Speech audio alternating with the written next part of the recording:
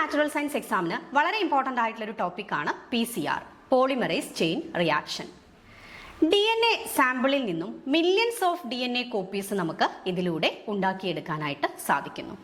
Polymerise chain reaction ആദ്യമായിട്ട് develop ചെയ്തത് കാരി മുള്ളിസ് എന്ന് പറയുന്ന സയന്റിസ്റ്റ് ആണ്. ഈ ഒരു ഹൈ ടെമ്പറേച്ചറിൽ പ്രവർത്തിക്കാനായിട്ട് ടാക് പോളിമറൈസ് എന്ന് പറയുന്ന രാസാഗ്നിയാണ് ഉപയോഗിക്കുന്നത്.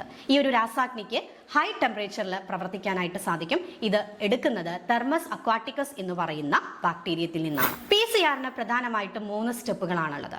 ആദ്യത്തെ സ്റ്റെപ്പ് വരുന്നത് ഡീനാച്ചുറേഷൻ ആണ്. DNA സ്ട്രാൻഡുകളുടെ ഇടയിലുള്ള ഹൈഡ്രജൻ ബോണ്ടുകളെ ബ്രേക്ക് ചെയ്യിക്കുകയാണ് ഈ ഒരു സ്റ്റെപ്പിൽ ചെയ്യുന്നത്. അടുത്ത സ്റ്റെപ്പ് അനീലിംഗ് ആണ്. പ്രൈമറുകളെ DNA സ്ട്രാൻഡിന്റെ 3' എൻഡിൽ അറ്റാച്ച് ചെയ്യിക്കുന്ന സ്റ്റെപ്പാണ് അനീലിംഗ്. ദെൻ അടുത്ത സ്റ്റെപ്പ് വിപുലീകരണമാണ്. ന്യൂക്ലിയോടൈഡുകൾ വന്ന് ജോയിൻ ചെയ്ത് പുതിയ DNA സ്ട്രാൻഡുകൾ ഫോം ചെയ്യാണ് ഇവിടെ ചെയ്യുന്നത്.